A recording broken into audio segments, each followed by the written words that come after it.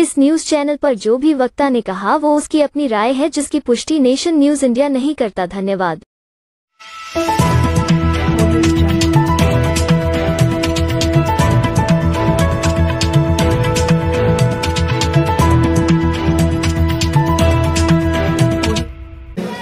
अन्यथा हम जैसे आए और घर में जाकर के वैसे ही हो गए जैसे रहे हैं, तो उसका कोई मतलब नहीं। तो मेरी प्रमुखता इस बात पर रहेगी आज कि हमें करना क्या है। हमें आज की सभा को देखते हुए जो वक्तव्य हुए हैं, हमारे जितने भी अतिथिगणों ने जो वक्तव्य कहे हैं, बहुत अच्छी बात थी। उन पर क्या हम विचार करेंगे घर जाकर के, या यही छोड़ के चले जाएंगे? शिक्षा की बात हुई और बाबा साहब के जीवन से लेकर अब तक की जो उनके साथ घटनाएं हुई, जो उन्होंने हमें दिया, उन पर भी से चर्चा हुई। तो मैं ये चाहूँगा कि जितने भी आज मातृशक्ति है, ज़्यादातर घर में उन्हीं के अधिकारों पे हमारे बच्चे चलते हैं, और जहाँ तक उनके जो पारिवारिक लोग होते हैं वो भी उन्हीं के आदर्श पर चलते हैं।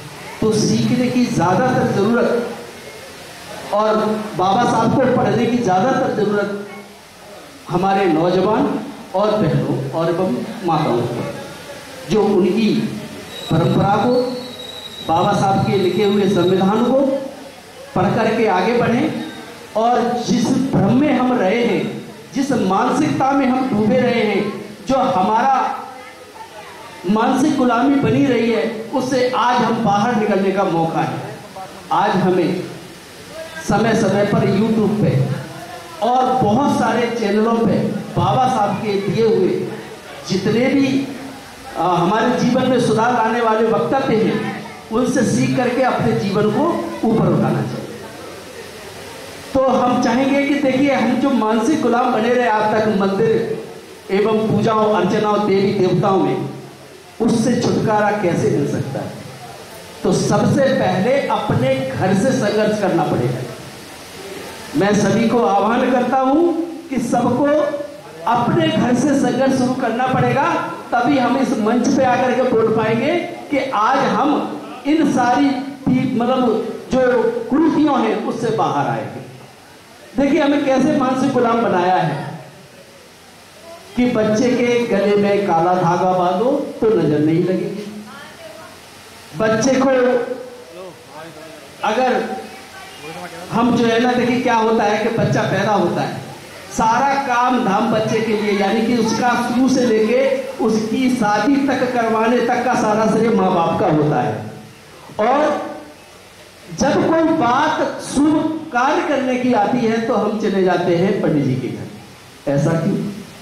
पढ़ाया लिखाया हमने, अच्छे से अच्छे कपड़े पहनाए हमने, अच्छी से अच्छी एजुकेशन दी हमने, और जो 5वीं पास भी नहीं है उससे हम अपने ग्रह नक्षत्र पूछवाते हैं। तो देखिए, जितना हमारे घर में आज के जितने भी हमारे पूजा स्थल हैं, जितने भी हमारे घर में मंदिर बने हुए हैं, जिनके हम गुलाम बने हुए हैं, सुबह उठने के साथ हम नमन कर, हम किसी धर्म की आस्था को ठेस नहीं पहुंचा रहे। हम सिर्फ उन चीजों को बता रहे हैं जिससे हमें एजुकेशन, यानी कि शिक्षा जो हमारी छूट गई है, जो हमें पढ़ा करके उसी शिक्षा में लाया गया है कि हमने राम पढ़े, भगवान पढ़े, ठीक है, आदर्श उनके मानते, आदर्श बहुत अच्छे हैं, उन आदर्शों पे हमें चलना चाहिए। लेकिन इतना अंधा नहीं हो जाना चाहिए कि हर चीज में हम अपने पति को छोड़ करके, बीमार पति को छोड़ करके, बीमार बच्चों को छोड़ करके हम मंदिरों में जाकर के अपना, दीवारों में जाकर के हम अपना सिर झुकाएं और उनसे हम प्रार्थना करें कि मेरे बच्चे को ठीक कर दो और हमारे पति को ठीक कर दो। तो ऐसा कभी संभव नहीं हो सकता है।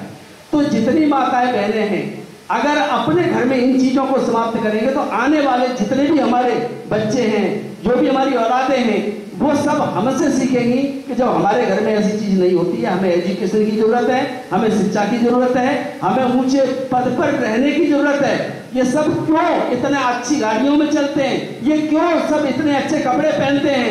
ये सब क्यों इतना अच्छा काम करते? क्या हम अकेले ही ऐसे व्यक्ति रह गए हैं जो 85% है। कितने परसेंट है? एसटी ओबीसी कुल मिलाकर के और माइनॉरिटी, ये हम 85% लोग हैं, जिसमें मात्र 15% लोग हम पर हावी है। कारण क्या है कि हमें शिक्षा से वंचित किया गया, मंदिर मस्जिदों में भटकाया गया और हमें उन लोगों से भ्रम में पैदा किया गया, उन लोगों के द्वारा भ्रम फैलाया गया जिनके हम गुलाम बने रहे, उनके लिए दरी बिछाते रहे, उनके लिए कुर्सियां बिछाते रहे और हमें हमेशा वहीं बैठा। आज आप जो बैठे हैं ना यहाँ पर, अपनी अपनी कितनी अच्छी जगह पर बैठे हैं, हमारी बातें हो रही हैं, हम सब एकत्रित हैं और बाबा साहब की चर्चा हो रही है। अगर ये बाबा साहब आपको ये अधिकार नहीं दिए होते तो आपकी आज ये स्थिति नहीं थी कि आप इन कुर्सियों पे बैठे होते। ये बाबा साहब ने आपको अधिकार दिया, महिलाओं को बाबा साहब ने अधिकार दिया जो आज आप कुर्सी पे बैठे हैं, अच्छे से मंच पे बैठे, अच्छे कपड़े पहन रहे हैं। ये सब बाबा साहब के दिए हुए अधिकार। आज उनकी पुस्तक पढ़िए, उनके जीवन शैली पढ़िए। अगर नहीं पढ़ पाते तो आप कुछ मत करिए, YouTube पे सिर्फ बाबा साहब के नाम का चैनल देख लीजिए, आपको समझ में आ जाएगा कि हम कितने अंधेरे में हैं।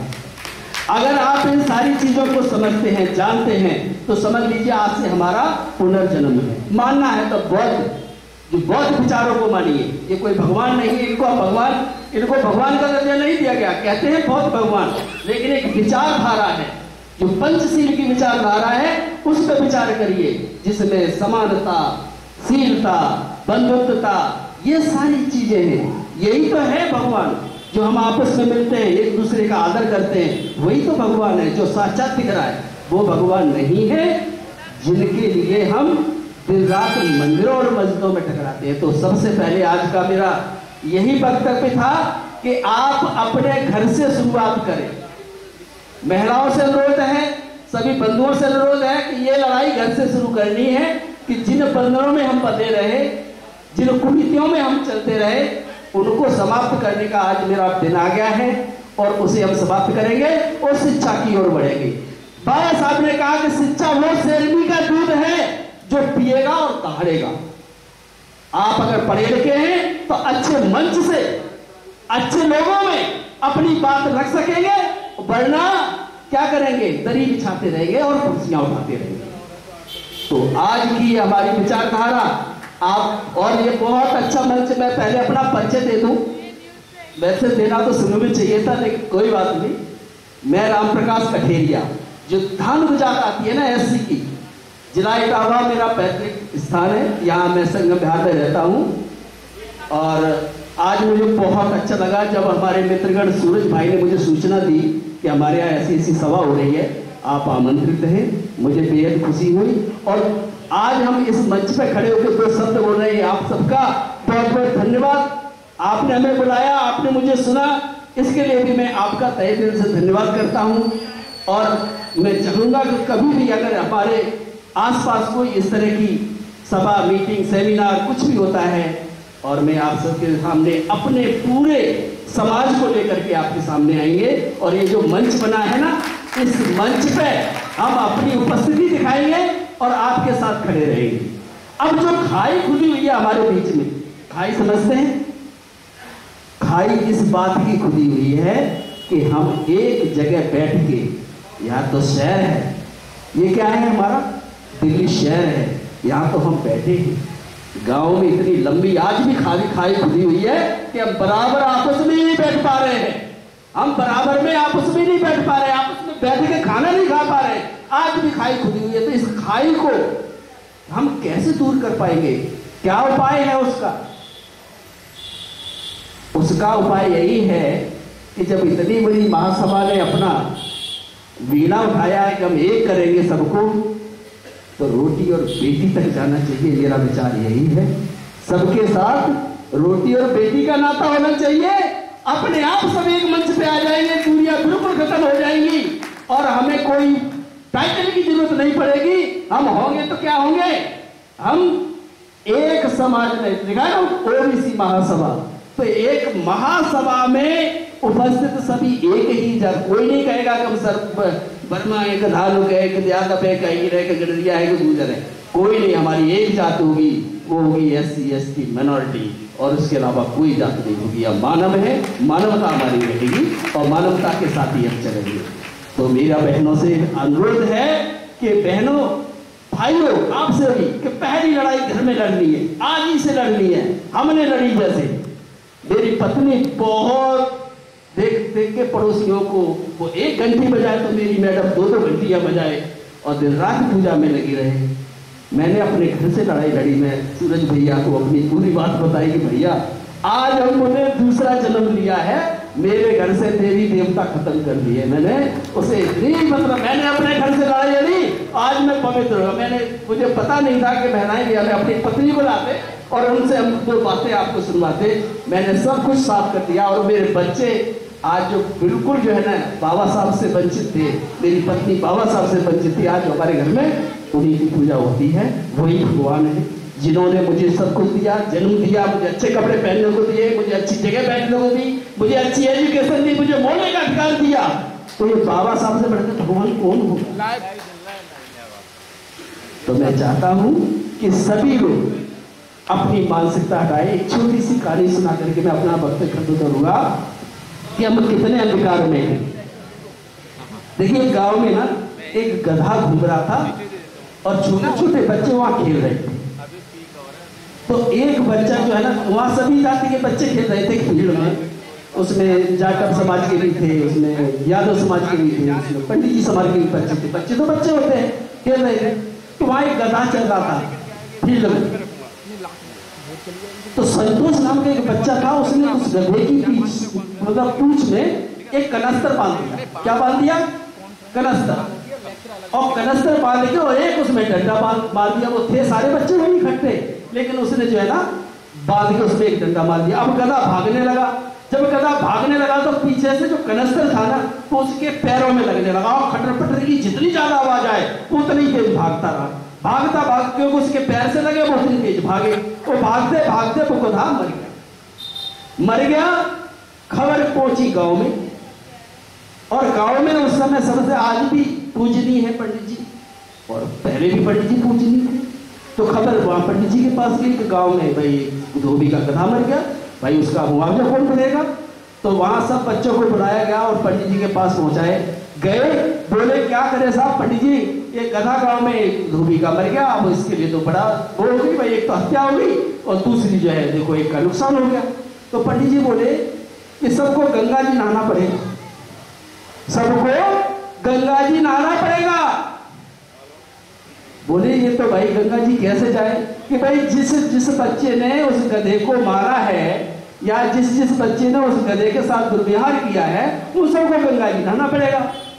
तो वही वो बच्चे बैठे थे छोटे छोटे, तो बोले कि भाई हम तो ठीक है गंगा जी तो हम नहा लेंगे, जाकर हम पापा के पास चले जाएंगे, कोई बात नहीं। और उनके माँ बाप भी वही थे। तो उन्होंने कहा ठीक है पंडित जी ने बताया तो गंगा जी नहाने से भाई उद्धार हो जाएंगे, तो इसलिए गंगा नहाना पड़ेगा। लेकिन एक बच्चा बोला कि पंडित जी पूंछ में जो कनस्तर बांधा था वो तो संतोष ने बांधा था। कि कौन सा संतोष? का आपका लड़का संतोष। बोले अच्छा बुलाओ संतोष को। तो वो निकल के बाहर आया, मतलब घर के अंदर से बाहर आगे निकल के। बोला बेटा तुमने गधे के पूंछ में कनस्तर बांधा था? कि हाँ मैंने बांधा था। अब बच्चा तो बच्चा सच्चाई बोलेगा। तो पंडित जी बोले कि 4 चमार बीच संतोषा, गधा मरेगा कोई न दोषा। अब किसी को कोई गंगा नहीं नहानी है, आप लोग घर जाइए। तो इस कुरीतियों में जो फंसे रहे, अब देखिए कोई दोष नहीं रहा। संतोष नाम के अगर बच्चे ने गधे के पीछे वो बांध दिया कनस्तर, वो मर गया तो कोई दोष नहीं। वैसे वो 4 बच्चे जो SC के थे उन्हें सबको गंगा नहानी पड़ गई। तो सोचिए समझिए विचार करिए, इन चीजों में कुछ भी नहीं है। और मुझे बोलने का मौका दिया, बहुत बहुत धन्यवाद। जय भीम, जय भीम, जय भीम नमो होता है। और आप सभी का बहुत बहुत धन्यवाद इस मंच से, और मुझे बोलने का समय दिया, इसका बहुत बहुत शुक्रिया। ना इसका शौक है हमें, ना मोहब्बत करने का, हम भीमराज प्रेमी हैं। Press the bell icon on the YouTube app and never miss another update.